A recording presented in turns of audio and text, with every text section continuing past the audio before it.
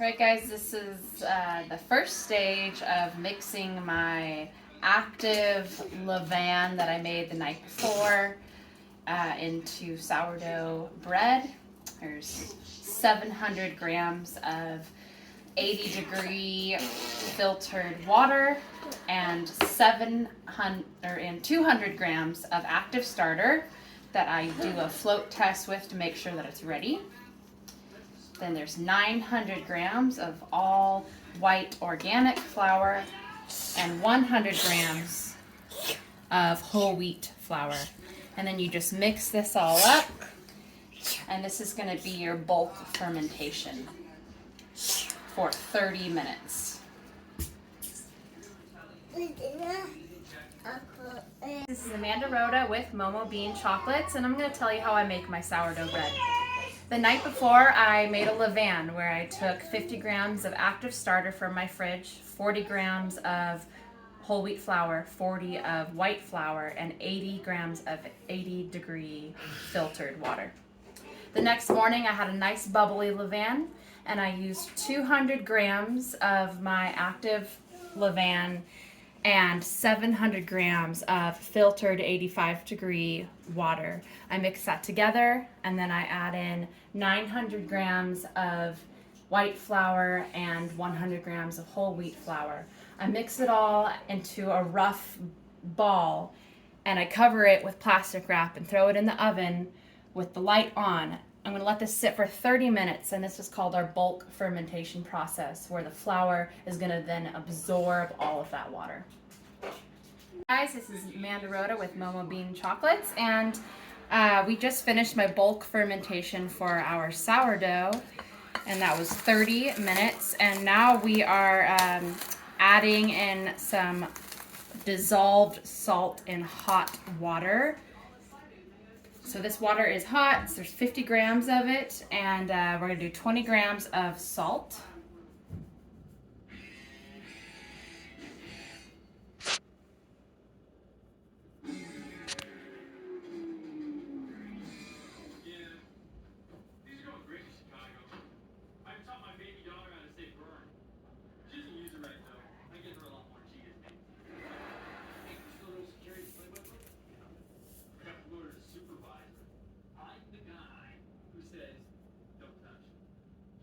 Okay, so we have our 50 grams of hot water in our salt. This way it can dissolve in there and won't prevent our flour from absorbing the water. So I'm going to kind of poke some little holes in here. And we'll stir this around. Make sure you get all the salt out. We're going to mix it with our hands, dimpling the dough and just circling it around until we get, you can see this time around our dough isn't as lumpy, which means that the flour is hydrating and the gluten is being activated. Our dough should feel nice and warm. Trying to keep something like an 80-degree temperature. You can use a thermometer gun if you'd like. Okay, so now we're going to be letting this set for another 25 minutes, still kind of continuing that bulk fermentation time, and then we're going to begin our stretch and folds. Hi guys, this is Amanda Rhoda with Momo Bean Chocolates. We're continuing our bulk fermentation process, but we're starting our stretch and folds. We're going to do 3 sets of stretch and folds, and in between each one we're going to let it rest for 25 minutes to strengthen the gluten and let the flour continue to absorb the water. So we'll dip our hands in some cold water so the dough doesn't stick so much to our hands. And you're going to do 1, you'll turn it. 2, you want to do this without ripping the dough. 3, 4, 5, 6, and 7, and we're just gonna continue to maintain that nice rough ball shape, and we'll cover it up and put it back in our warm oven for 25 minutes. Hi guys, this is Momo Bean Chocolates here, and I want to show you that we're on our 3rd set of stretch and folds. As you can see, our dough has increased a lot in size, and you're going to want to be gentle with the dough so that it doesn't lose all of its nice air bubbles. So we're going to do our last set of stretch and folds. Now after this last set, we're going to prepare it for our coil folds. Again, you don't want to break the surface of the dough, just pulling it lightly, being really gentle. 7 times around.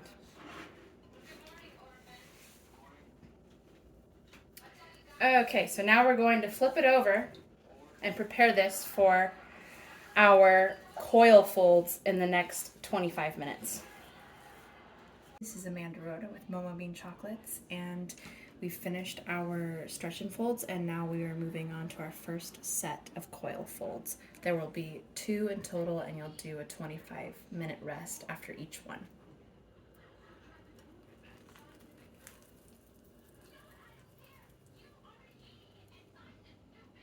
I'm going to do this 4 times. Helps if you have some cold water on your hands. Be very gentle. 2. As each coil fold goes on, it gets a little easier. 3. And very careful, don't tear the surface. And 4. And now you'll wrap that up again. Put it in the oven for another 25 minutes. All right, we're going to divide our dough in half and start with shaping our dough.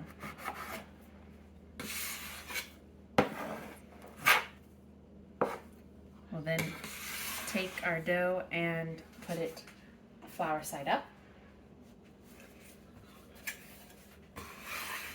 You'll just pivot your dough away, turn it.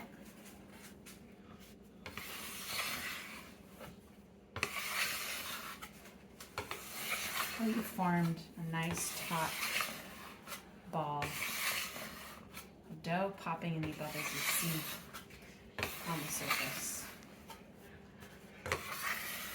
You don't want to do this too much because you also don't want to tear your loaf. But you kind of get used to it. Hi guys, it's Amanda here. We're just finishing up folding our loaves. This is the second portion of shaping our loaves. We're going to do a batard and a boule. This is a batard and this is a boule bread basket. We're going to lightly dust them with rice flour. Rice flour is really great for keeping these from sticking. I find that it works better than regular flour. All right. Now we're going to get ready to shape this one here, and we'll do the batard first. All right, you're going to want to have this up like so, a slightly wet surface.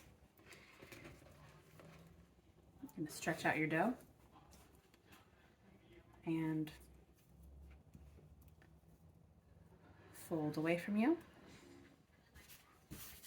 Might need a little extra flour on your hands if your dough is really hydrated like mine is.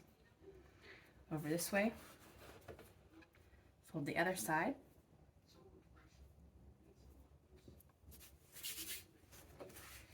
You'll take these 2 corners, kind of pinch them like so, and you're going to fold it like a burrito. I have mine way too far. Okay, fuck it. Use our batard bread basket, and I'm going to show you how to fold your dough for a batard.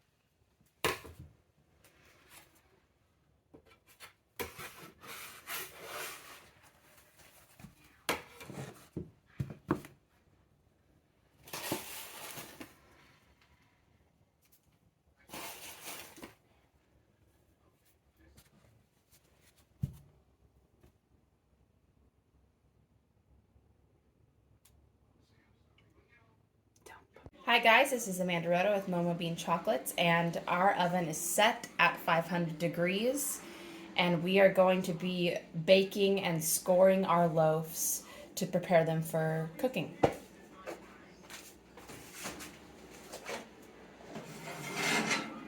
I'm going to bring out my bottom pan of my Dutch oven. Be really careful, it's very hot. Take out some parchment paper. We'll dust it with some rice flour. We'll dust the top of this part, this loaf, in our banneton, rice flour. Gonna flip it over, but be careful not to burn your fingers.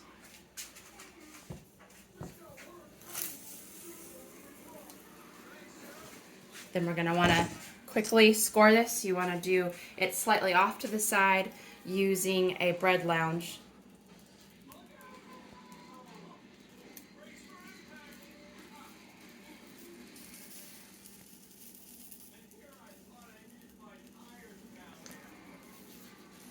About half an inch deep. Sometimes it can be a little tricky, like you can see right now, a little sticky.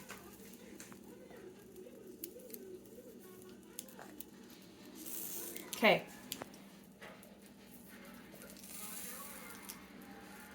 We're going to want to cover that up. The top of our Dutch oven.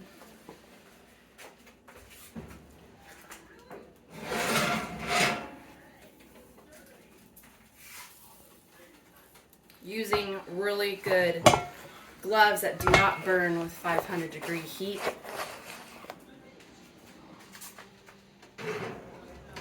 Place it in the center of your oven and close it and let it cook for 20 minutes. Guys, we're going to do our second half of baking our sourdough. We're going to take the top part of our Dutch oven off, and this is where you're going to see your oven spring. This loaf was slightly more hydrated, so it didn't quite have the pop that I was looking for. But anyway, this is going to be about as tall as this loaf's going to get. So we'll throw this back in the oven for another 10 minutes, and then we'll turn the Dutch oven around and give it another 10 minutes. All right, guys, I've pulled my batard loaf out of the oven. It cooked for 40 minutes in total at 500 degrees for the first half and 450 for the second half. We're going to let this cool on a cooling rack and start our next loaf. Hi guys, we finished baking our country sourdough loaves. We put them in the oven at 500 degrees enclosed in a Dutch oven for 20 minutes. We lowered the oven temperature to 450 and cooked it for another 10 minutes with the oven lid off. And then we put it back in the oven for another 10 minutes, and we pulled them out and put them on a cooling rack. These loaves are a little bit more hydrated than what I would normally do, about 10% more. So they didn't quite get the oven spring and the ear I was looking for, but they're still going to be a delicious loaf. They are homemade, and my tip for what to put on your bread is some delicious Irish butter. It's got a great taste, made with real milk from grass-fed cows, and maybe even some homemade jam. This is the finale of our sourdough country loaf bread making. I've let this loaf cool, and I've cut into it, and you can see that it's a pretty decently open crumb. It does have a really moist and spongy feel to it. Hope you enjoy.